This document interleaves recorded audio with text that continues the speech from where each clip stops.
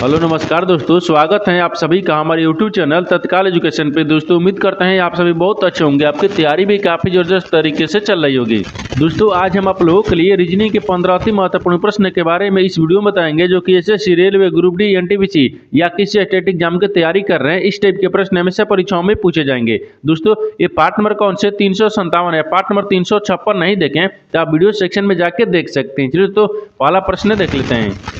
दोस्तों पहला प्रश्न है, इसमें देखिए नीचे दिए गए विकल्पों में से संबंधित संख्या को चुनिए। देखिए नीचे यहाँ पर आपको एक संबंधित संख्या दी है, यानी यहाँ पर देखिए यानी वाई स्क्वायर जो है ना यहाँ पर 625 ले समय थे। ठीक उसी प्रकार से बताना कि टी जो यहाँ पर स्क्वायर है ना, इस प्रश्नार्थक के चिन्ह पर इन चार ऑप्शन में से किसे समित होगा। देखिए तो यहाँ पर सबसे पहले ध्यान से देखते हैं कि यहाँ पर आपको वाई का स्क्वायर जो है ना ये 625 ले समय थे। उसी प्रकार से टी को रखेंगे। ठीक है तो वाई का स्थानीय मान लिखेंगे। वाई का स्थानीय मान कितने पता है, यहाँ पर आपको 25 पता है। ठीक है ना, 25 पर और 25 का स्क्वायर करेंगे तो 25 का 2 बार गुना करेंगे तो 25 25 625। ठीक है, उसी प्रकार से यहाँ पर क्या दिख रहा है, ये टी दिख रहा है तो टी का स्थानीय मान कितने पता है 20 पर, तो 20 का भी क्या करेंगे स्क्वायर कर देंगे। तो जब 20 का स्क्वायर करेंगे तो 2 दूनी के 4 यानी कितना गया 400 आ जाएगा। यानी इस प्रश्नार्थक चिन्ह पर कौन सी संख्या भरा जाएगा 400 आ जाएगा। तो 400 को देखते हैं किस ऑप्शन में दिख रहा है, यानी ऑप्शन नंबर बी में दिख रहा है। ऑप्शन नंबर बी आपका सही हो जाएगा।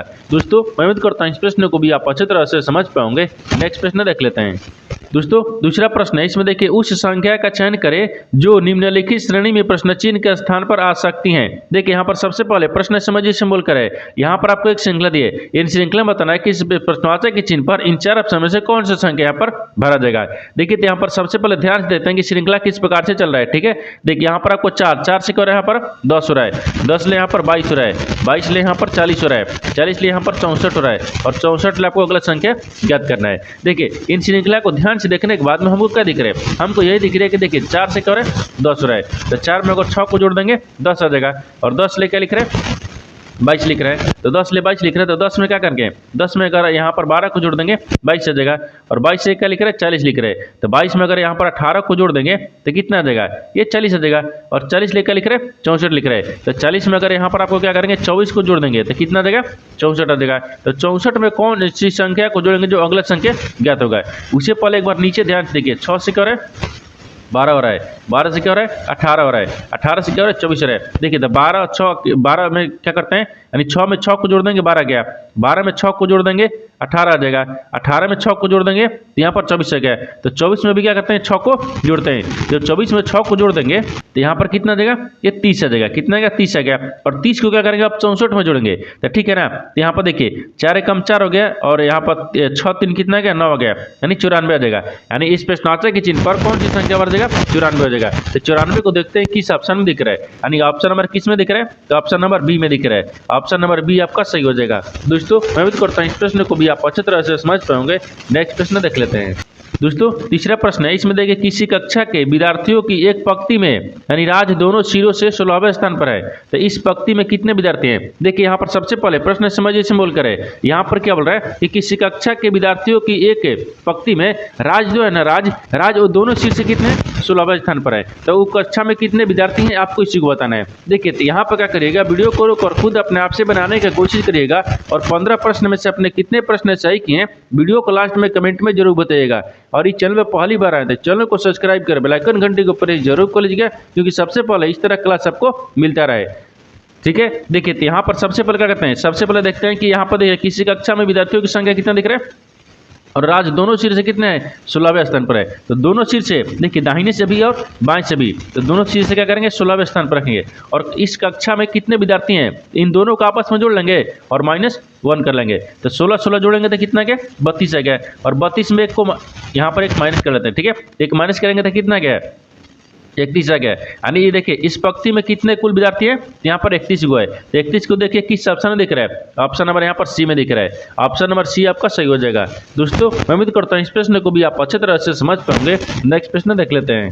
दोस्तों 4वां प्रश्न है, इसमें देखिए यदि एक विशेष यहाँ पर देखिए विशेष होगा, ठीक है ना, एक विशेष कूट भाषा में यानी एल देखिए FLOC के यहाँ पर 141 लिखा जाता है, उसी कुछ भाषा में CREW को किस प्रकार से लिखा जाएगा। देखिए यहाँ पर सबसे पहले प्रश्न समझिए सिंबल करें। देखिए यहाँ पर क्या बोल रहा है कि एक विशेष, देखिए बोल रहा है ना कि एक विशेष कुछ भाषा दी है जिसमें यहाँ पर देखिए FLOCK को यहाँ पर 141 लिख रहा है, उसी कुछ भाषा में आपको CREW को लिखेंगे। तो सबसे पहले देखते हैं कि यहाँ पर क्या लिख रहा है। देखिए यहाँ पर आपको F दिया है, ठीक है ना, F दिया है, L दिया है, O दिया है और C दिया है और K दिया है। इनको क्या लिख रहा है, यहाँ पर 141 लिख रहा है, ठीक है ना। उसी प्रकार से आपको बताना क्या कि देखिए C यानी R E और W को बताना कैसे लिखा जाएगा। तो सबसे पहले देखते हैं कि इसको कैसे लिख रहा है। तो F का यहाँ पर देखिए F को क्या लिख रहा है, 141 लिख रहा है। इसमें क्या करेंगे, इसमें आपको स्थानीय मान लिखेंगे, यानी F का स्थानीय मान 6 पाता है, L का स्थानीय मान 12 पाता है, O का स्थानीय मान 15 पाता है, C का स्थानीय मान 3 पाता है, K का स्थानीय मान 11 पाता है। इन सबको देखिए आपस में जोड़ लेंगे, ठीक है ना। इन सबको आपस में जोड़ेंगे, इन सबको जब आपस में जोड़ लेंगे तो कितना आ जाएगा, इन सबको आपस में जोड़ने के बाद में हमको 47 आएगा। कितना क्या यहाँ पर आपको 47 आ जाएगा, ठीक है 47। तो 47 तो दिया ना, ये 100 क्या दिए 41 दिया है। तो 47 में अगर 3 से गुना करेंगे ना, यहाँ पर कितना आ जाएगा, ये 141 आ जाएगा, ठीक है। उसी प्रकार से क्या करेंगे ना, ये आपको देखिए इसमें भी रखते हैं, यानी CREW में भी रखेंगे। तो C का स्थान कितने पाता है, 3 पाता है, R का स्थानीय मान 18 पाता है, E का स्थानीय मान 5 पाता है और W का स्थानीय मान यहाँ पर 23 पाता है। इन सबको भी क्या करेंगे, आपस में जोड़ लेंगे। देखिए इन सबको आपस में जोड़ने के बाद में कितना आ जाएगा, यहाँ पर आपको 49 आ जाएगा, ठीक है 49 आ गया। और 49 में क्या करते हैं, 3 से गुना कर लेंगे। जब 49 में 3 से गुना कर लेंगे तो यहाँ पर कितना आ जाएगा, ये 147 आ जाएगा। कितना क्या, यहाँ पर 147 आ जाएगा। यानी यहाँ पर CRW को क्या लिखेगा, 147। तो 147 को देखिए किस ऑप्शन में दिख रहा है, यानी ऑप्शन नंबर C में दिख रहा है। ऑप्शन नंबर C आपका सही हो जाएगा। दोस्तों मैं उम्मीद करता हूँ इस प्रश्न को भी आप अच्छी तरह से समझ पाओगे। नेक्स्ट प्रश्न देख लेते हैं। दोस्तों 5वां प्रश्न है, इसमें देखिए नीचे दिए गए प्रश्न आकृति में लुप्त संख्या ज्ञात कीजिए। देखिए नीचे यहाँ पर आपको एक आकृति दिया है, इन आकृति में बताना है कि इस प्रश्नार्थ के चिन्ह पर इन 4 ऑप्शन में से कौन सी संख्या यहाँ पर भरा जाएगा। देखिए तो यहाँ पर सबसे पहले ध्यान से देखते हैं ना कि इस जो आपको दिख रहा है ये किस प्रकार से बनेगा, ठीक है। देखिए यानी जो आकृति है ना, ये आकृति को ध्यान से देखने के बाद में या तो देखिए या तो कॉलम में नहीं दिख रहा है, या तो रो में भी नहीं दिख रहा है, ठीक है ना, या तो आपको बड़ी संख्या दिख रहा है। तो देखिए बड़ी संख्या तो आपको यहाँ से इधर की दिख रही है, ठीक है ना, और यहाँ से छोटी संख्या दिख रहा है। तो मान लीजिए क्या करेंगे, बड़ी संख्या को बड़ी संख्या में और छोटी को छोटी नहीं दिख रही है। यहाँ अगर 4 को क्या करेंगे इससे और 9 को इससे, 9 को 36, 16 ना, ये नहीं हो रहा है, ठीक है ना। तो इसमें क्या करते हैं, थोड़ा सा लॉजिक लगाते हैं। देखिए इसमें लॉजिक कैसे लगाते हैं, ध्यान से देखिए। इन सबका इधर से चलेंगे, ठीक है, ऐसे चलेंगे, फिर इधर से ऐसे आएंगे, ठीक है ना, ऐसे आएंगे। जैसे यहाँ पर देखिए 4 दिख रहा है, 4 को रख लेंगे। फिर यहाँ पर आपको 9 दिख रहा है, फिर यहाँ पर क्या दिख रहा है, 16 दिख रहा है, यहाँ पर आपको 16 लिख रहा है, ठीक है ना, ये 16 दिख गया है। 16 के बाद में फिर यहाँ पर क्या दिख रहा है, ये 25 दिख रहा है, ठीक है, ये 25 दिख रहा है। मान लीजिए इसको 25 को रखिए, ठीक है ना, 25 हो गया। फिर इसके बाद में क्या दिख रहा है, 36 दिख रहा है, ठीक है। फिर यहाँ पर क्या दिख रहा है, 49 दिख रहा है, ठीक है। फिर यहाँ पर क्या दिख रहा है, ये 64 दिख रहा है। फिर नीचे रख लेते हैं, ठीक है ना, एक यहाँ से आपको एक नीचे रख लेते हैं। जो नीचे में क्या दिख रहा है, यहाँ पर आपको 81 यहाँ पर रखते हैं। देखिए ये क्या दिख रहा है, यहाँ पर 81 हो जाएगा, ठीक है। अब 81 के बाद में फिर अगला ये ज्ञात करना है, ठीक है ना, यहाँ से ज्ञात करना है। अब देखिए यहाँ पर ये 4 दिख रहा था, 4 क्या कैसे दिख रहा है, ध्यान से देखिए, इसको 4 दिख रहा है, यानी 2 का क्या करेंगे, अगर 2 का स्क्वायर कर देंगे तो 4 आ गया। ये क्या दिख रहा है, 3 का जब स्क्वायर करेंगे तो लिखे 9 आ गया, ठीक है ना, यहाँ पर 9 आ गया। अब देखिए ये क्या दिख रहा है, 16 दिख रहा है, ये 4 का स्क्वायर दिख रहा है, ठीक है।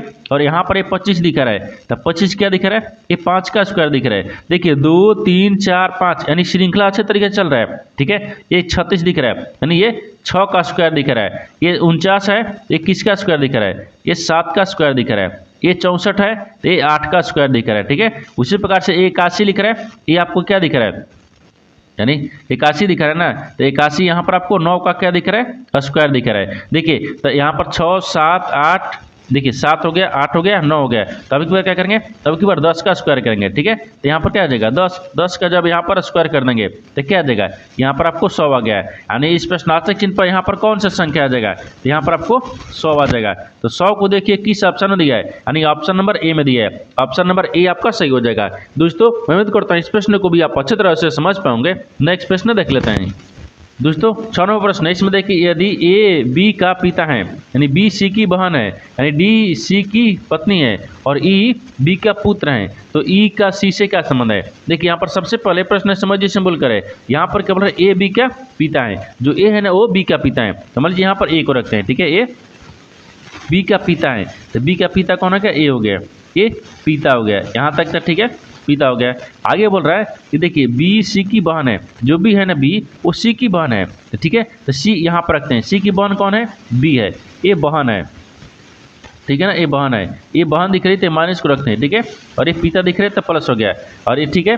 आगे देखिए आगे इसमें बोल रहा है कि डी सी की पत्नी है, लेकिन डी जो है ना वो सी की पत्नी है, ठीक है, डी जो है वो सी की पत्नी है, तो डी यहाँ पर डी रखती है, देखिए यहाँ पर डी दिख रहे, डी जो है ना वो सी की पत्नी है, ठीक है ना, नहीं यहाँ पर डी जो है ना सी की पत्नी है, सी की पत्नी कौन है, डी है, यहाँ डी जो है वो सी की पत्नी है ना, सी की पत्नी कौन है, यहाँ पर डी दिख रहे, तो यहाँ पर डी को रखते हैं, ए पत्नी हो गया, ठीक है, पत्नी हो गया, जब पत्नी होगा तो ए माइनस हो गया, ठीक है ना, ए प्लस हो गया क्योंकि इसका ए बहन है, प्लस हो गया। आगे देखिए आगे इसमें क्या बोल रहा है कि ई, ठीक है, ई बी का पुत्र है, लेकिन ई जो है ना ई वो बी का पुत्र है, तो बी का पुत्र रखते हैं यानी ए पुत्र हो गया, ठीक है ना, ये पुत्र हो गया, बी का पुत्र हो गया, ये पुत्र हो गया तो प्लस रखेंगे। आगे देखिए आगे बोल रहा है कि तो यहाँ पर ई का सी से क्या संबंध है, अब ई को और सी से संबंधित को बताना है, ठीक है ना। देखिए तो ई को सी को कैसे संबंधित बताना है, यहाँ पर देखिए इसका ये बहन, बहन का ये बेटा दिख रहा है, बहन का बेटा है, तो यहाँ पर ई से इसका संबंधित कैसे हो जाएगा, देखिए यहाँ पर ई दिख रहा है, ई जो है ना ई सी की, ठीक है, ई जो है सी की यहाँ पर बहन यानी ई जो है ई वो सी की बहन, बहन की पुत्र हैं, ठीक है, बहन की ये पुत्र हैं, ठीक है ना, पुत्र हैं, यहाँ पर पुत्र हो जाएगा, बी की पुत्र है, तो पुत्र देखिए कहाँ दिख रहा है, तो यहाँ पर दिख रहा है यानी बी का पुत्र है, तो बी यानी बहन का पुत्र है, ठीक है, ऑप्शन नंबर बी में दिख रहा है, ऑप्शन नंबर बी आपका सही हो जाएगा। दोस्तों मैं उम्मीद करता हूँ इस प्रश्न को भी आप अच्छी तरह से समझ पाओगे। नेक्स्ट प्रश्न देख लेते हैं। दोस्तों 7वां प्रश्न है, इसमें देखिए कि नीचे दिए गए विकल्पों में से संबंधित शब्द को चुनिए। देखिए नीचे यहाँ पर आपको संबंधित शब्द दिया है यानी बहना जो है ना नदी से समित है, ठीक उसी प्रकार से यहाँ पर दिया है कि बांध होना यानी बांध होना, ये प्रश्नार्थक के चिन्ह पर इन 4 ऑप्शन में से किसे समित होगा। देखिए तो यहाँ पर सबसे पहले प्रश्न समझते हैं, इसमें बोल कर है, देखिए यहाँ पर बोल रहा है ये बहना नदी, जो नदी है वो बहता है, नदी बनाता नहीं है, नदी बहता है, इससे समित होगा, ठीक है, ठीक है, ये संबंधित, ठीक है ना, ये संबंधित है, ठीक है, ये संबंध दिख रहा है। उसी प्रकार से यहाँ पर बांध होना, तो बांध होना देखिए नदी बहती है, ठीक है, ये समझ होगा यानी बहना जो नदी से हो गया, नदी जो बहना से हो गया।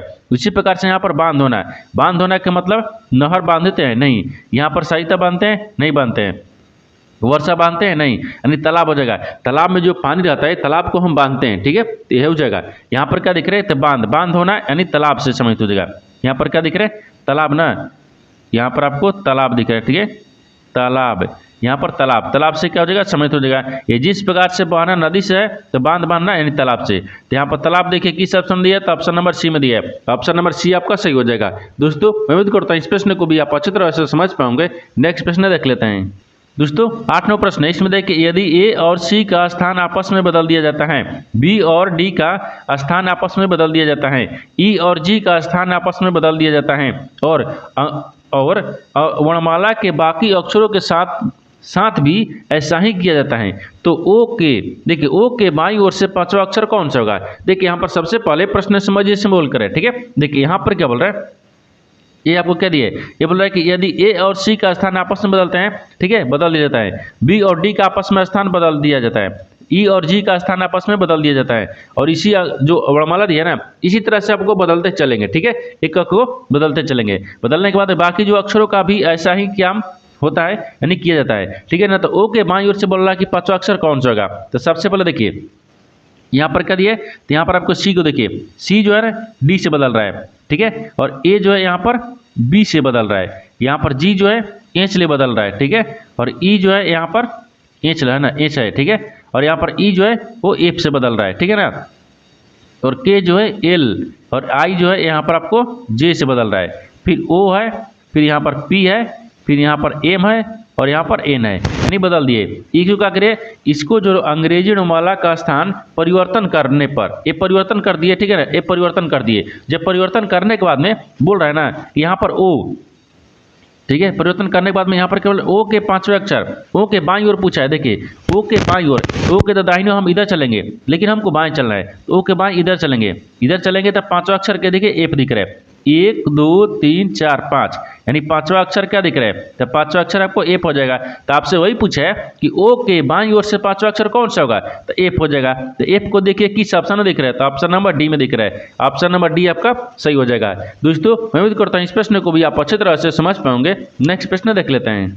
दोस्तों 9 नंबर प्रश्न है, इसमें देखिए उस वेन आरेख का चयन करें जो दिए गए वर्गों के बीच से संबंध को सर्वोत्तम रूप से दर्शाता है। देखिए नीचे यहाँ पर आपको 3 शब्द दिए है, इन तीनों शब्द को बताना है कि आपस में कैसे समित है और इन 4 वेन डायग्राम में से कौन सा वेन डायग्राम बनेगा। देखिए यहाँ पर सबसे पहले ध्यान से देखते हैं, यहाँ पर आपको क्या दिख रहा है, यानी शर्ट दिया है, टाई दिया है और पैंट दिया है। इन तीनों शब्द को बताना है कि आपस में कैसे समित दिख रहा है। देखिए शर्ट क्या आपको यहाँ पर टाई से समित है, नहीं है। टाई क्या आपको पैंट से समित है, नहीं है। यानी देखिए ये आपस में तीनों की ना किसी प्रकार से समित नहीं दिख रही है। यानी तीनों का वेन डायग्राम क्या बनेगा, अलग अलग ही बनेगा। ठीक है, तीनों का वेन डायग्राम क्या बनेगा, अलग अलग। यहाँ पर आपको क्या जाएगा, ये शर्ट हो जाएगा, यहाँ पर टाई हो जाएगा, फिर यहाँ पर आपको पैंट हो जाएगा। ठीक है ना, पैंट हो जाएगा। यानी इस तरह का वेन डायग्राम बनेगा। इस तरह का वेन डायग्राम देखते हैं किस ऑप्शन में दिख रहा है, ऑप्शन नंबर सी में दिख रहा है। ऑप्शन नंबर सी आपका सही हो जाएगा। दोस्तों मैं उम्मीद करता हूँ इस प्रश्न को भी आप अच्छी तरह से समझ पाओगे। नेक्स्ट प्रश्न देख लेते हैं। दोस्तों 10वां प्रश्न है, इसमें देखिए निम्नलिखित अक्षर यानी संख्या और प्रत्येक श्रृंखला का संदर्भ ले और पूछे गए प्रश्न का उत्तर दे। देखिए यहाँ पर आपको एक श्रृंखला दिया है, पूछ रहा है कि उपयुक्त श्रृंखला में से कितने स्वर हैं जिनके ठीक पहले एक संख्या और ठीक बाद एक व्यंजन भी है। देखिए यहाँ पर सबसे पहले प्रश्न समझ इसमें बोलकर है, यहाँ पर क्या बोल रहा है कि निम्नलिखित अक्षर, ठीक है, संख्या और प्रतीक श्रृंखला का संदर्भ ले और पूछे गए प्रश्न का उत्तर दे। यानी यहाँ पर आपको एक श्रृंखला लिखा है, ठीक है, इन श्रृंखला दिया है, इन श्रृंखला से आपको पूछा है कि यहाँ पर प्रश्न दिया है, इसी को आपको उत्तर देना है। देखिए यानी उपयुक्त श्रृंखला में से कितने स्वर है, इसमें पूछ रहा है कैसे कितने, यहाँ पर आपको स्वर दिख रहे हैं। ठीक है, इसमें से आपको कितने स्वर है, ठीक है, स्वर है जिनके ठीक पहले एक संख्या है, जिनके पहले एक क्या होना चाहिए, संख्या होना चाहिए। ठीक है ना, ये संख्या होना चाहिए। और आगे बोल रहा है कि और ठीक बाद में एक व्यंजन होना चाहिए, तो यहाँ पर बाद में एक क्या होना चाहिए, ये व्यंजन दिया है। ठीक है, देखिए यानी इसका कहने का मतलब है कि यहाँ पर हमें एक श्रृंखला दी है, इन श्रृंखला में आपको बताना है कि इसमें ऐसे कितने स्वर हैं, ठीक है, जिनके पहले एक संख्या है और जिनके बाद एक व्यंजन है। तो सबसे पहले श्रृंखला में ध्यान से देखते हैं। ठीक है, अब देखिए तो श्रृंखला में क्या देखते हैं, तो श्रृंखला में देखेंगे यहाँ पर, तो श्रृंखला में आपको क्या दिख रहा है, यहाँ पर आपको देखिए ये 2 दिख रहा है, नहीं 2 ये छोड़ दीजिए, ये नहीं दिख रहा है। ठीक है, यहाँ पर 2 तो दिखा रहा है, लेकिन 2 के पहले ए आ गया है, ये संख्या नहीं, डी होना चाहिए। यानी यहाँ पर आपको क्या दिख रहा है, स्वर दिख रहा है। हाँ देखिए यहाँ पर आपको ए दिख रहा है, स्वर दिख रहा है, स्वर के बाद में देखिए यहाँ पर एक संख्या दिख रहा है। ठीक है, संख्या हो गया, और संख्या के बाद में यहाँ पर देखिए फिर एक क्या दिख रहा है बाद में, यानी व्यंजन आ गया, यानी एक दिख रहा है। ठीक है, यानी एक दिख रहा है, एक ऐसा स्वर है जिसके पहले संख्या जिसके बाद में व्यंजन दिया है। और देखिए इसमें कहीं दिख रहा है, तो इसमें और दिखेगा, यहाँ पर देखिए, हाँ यहाँ पर देखिए ये ई क्या दिख रहा है, ई दिख रहा है। ई क्या है, स्वर है, और स्वर के पहले देखिए एक संख्या दिख रहा है, और इसके बाद में एक डब्ल्यू क्या दिख रहा है, व्यंजन दिखा रहा है। यहाँ पर ही आपको एक दिखा रहा है, और देखिए और इसमें कहीं दिया नहीं दिया है। यानी 2 ऐसी क्या दिख रहे हैं, स्वर है जिसके पहले एक संख्या है, जिसके बाद में 2 यानी एक व्यंजन है। तो यहाँ पर क्या दिख रहा है, 2 ऐसी क्या दिख रहे हैं, स्वर दिख रही है। तो 2 की देखिए किस ऑप्शन दिख रहे हैं, ऑप्शन नंबर बी में दिख रहा है। ऑप्शन नंबर बी आपका सही हो जाएगा। दोस्तों मैं उम्मीद करता हूँ इस प्रश्न को भी आप अच्छी तरह से समझ पाओगे। नेक्स्ट प्रश्न देख लेते हैं। दोस्तों 11वां प्रश्न, इसमें देखिए गणितीय चिन्हों को उस संयोजन का चयन कीजिए जिसे दिए गए समीकरण के रिक्त स्थानों में क्रमशः भरे जाने पर दिए गए समीकरणों को संतुलित हो जाएगा। देखिए यहाँ पर सबसे पहले प्रश्न समझ इसमें बोलकर है, यहाँ पर क्या बोल रहा है, यहाँ पर बोल रहा है कि एक समीकरण दिया है, इन समीकरण में जो खाली स्थान दिया है ना, इसके जगह पर इन 4 ऑप्शन में से कौन सा चिन्ह को बदलेंगे जो कि समीकरण संतुलित हो जाएगा। तो सबसे पहले चिन्ह को बदलते हैं। ठीक है ना, देखिए तो यहाँ पर आपको चिन्ह को बदलेंगे, तो यहाँ पर आपको चिन्ह क्या दिए, तो यहाँ पर आपको चिन्ह पहला में देखिए ए दिया है, यानी यहाँ पर भागा रखते हैं। ठीक है, यहाँ पर देखिए ना, यहाँ पर सबसे पहले क्या रखते हैं, भागा को रख लेंगे, ये भागा दिया है। ठीक है ना, यहाँ पर एक प्लस दे दिया है, फिर यहाँ पर आपको बराबर दे दिया है, तो आपको चौक चलाना है। अब देखिए तो यहाँ पर क्या करेंगे, 3 चौक 12 ये तक काट लिए, तो यहाँ पर 12 और जुड़ेंगे तो क्या 24 थोड़ा आएगा, नहीं आ रहा है। ठीक है ना, यहाँ पर कितना रहा है, 16 आ रहा है, और बराबर यहाँ पर 24 आ रहा है, ये दोनों पर संतुलित हो रहा है, नहीं हो रहा है, यानी ऑप्शन ए नहीं होगा। ऑप्शन बी को देखते हैं। ठीक है ना, ये नहीं हो रहा है, ऑप्शन बी को देखते हैं। ऑप्शन बी में क्या दिया है, यहाँ पर आपको गुना दिया है, फिर यहाँ पर माइनस दिया है, फिर यहाँ पर बराबर दिया है। अब देखिए तो यहाँ पर 12 लिख रहा है, फिर गुना कितना दिया है, यहाँ पर 3 दिया है, फिर माइनस 12 दिया है, फिर बराबर में 24 लेना है। तो यहाँ पर बढ़ते हैं, कितना गया 36 आ गया, फिर माइनस कितना करेंगे 12, फिर बराबर में 24 आ गया। अब इसको माइनस करेंगे तो कितना गया, यहाँ पर 24 बराबर में 24 आ गया। ये समीकरण संतुलित हो गया, ठीक है ना, ये संतुलित या संतुष्ट हो गया। मान लीजिए क्या लिखते हैं, संतुष्ट, ठीक है, संतुष्ट हो गया। तो ये संतुष्ट किस ऑप्शन से हुआ है, तो ऑप्शन नंबर बी से हुआ है। ऑप्शन नंबर बी आपका सही हो जाएगा। दोस्तों मैं उम्मीद करता हूँ इस प्रश्न को भी आप अच्छी तरह से समझ पाओगे। नेक्स्ट प्रश्न देख लेते हैं। दोस्तों 12वां प्रश्न, इसमें देखिए कथनों को पढ़े और दिए गए विकल्पों में से निष्कर्ष को चुने। देखिए नीचे यहाँ पर आपको कथन दिया है, निष्कर्ष दिया है। कथन के आधार पर डायग्राम को बनाते हैं, निष्कर्ष के आधार पर प्रश्न को सोल्व करते हैं। तो सबसे पहले इसमें ध्यान से देखते हैं कथन बोल क्या रहा है, ठीक है ना। देखिए कथन बोल रहा है कि सभी लड़कियां सुंदर हैं, सभी जो लड़कियां हैं वो सुंदर है। तो मान लीजिए यहाँ पर लड़कियां को रखते हैं, ठीक है, ये लड़कियां दिख रहे हैं ना, लड़कियां, ठीक है, सभी लड़कियां क्या है, ये सुंदर है। तो सभी लड़कियां को सुंदर में रखते हैं, ठीक है ना, ये सुंदर दिख रहा है, ठीक है, सुंदर हो गया। आगे बोल रहा है कि एक्स सुंदर है, लेकिन एक्स भी क्या है, सुंदर है। एक्स को भी क्या रखते हैं, सुंदर में रखते हैं, ठीक है। ये तो कथन बोल रहा है, इसके आधार पर ही डायग्राम को बना दिए। अब निष्कर्ष क्या बोल रहा है, यहाँ से आपको प्रश्न को सोल्व करेंगे। देखिए बोल रहा है कि पहला में एक्स एक लड़की है, एक्स एक लड़की है। एक्स जो है ना एक लड़की है, नहीं है, ये गलत बोल रहा है। एक्स एक लड़की नहीं है, क्योंकि लड़की और एक्स किसी प्रकार से समित नहीं दिख रही है। दूसरा बोल रहा है कि सभी सुंदर लोग लड़कियां हैं, लेकिन सभी जो सुंदर है वो क्या लड़कियां हैं। सभी सुंदर लड़कियां भी है और एक्स भी है, ये केवल लड़की के पूछ रहा है, यानी इसका मतलब ये भी गलत आपको बोल रहा है, ठीक है, ये भी गलत बोल रहा है।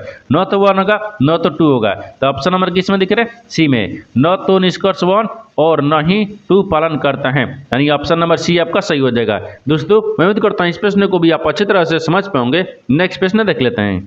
दोस्तों 13वां प्रश्न, इसमें देखिए 1 वर्ष पूर्व देखिए साकेत और तिलक की आयु का क्रमशः यानी अनुपात 5:6 था। 4 वर्ष बाद यह अनुपात देखिए यहाँ पर 6:7 हो जाएगा, ठीक है। तो साकेत की वर्तमान आयु ज्ञात कीजिए। देखिए यहाँ पर सबसे पहले प्रश्न समझ इसमें बोल कर है, ठीक है ना। देखिए यहाँ पर क्या बोल रहा है कि 1 वर्ष पूर्व, 1 वर्ष पूर्व यानी पूर्व पहले भी बोल दिया है, ठीक है ना। साकेत और तिलक की वर्तमान आयु का अनुपात कितना दिया है, यानी 6:5 भी दे दिया है। तो उसका 4 वर्ष बाद, फिर 4 वर्ष बाद भी बोला है, तो यह अनुपात कितना हो जाता है, यानी 6:7 हो जाता है। तो इसका वर्तमान, साकेत का वर्तमान उम्र कितना था।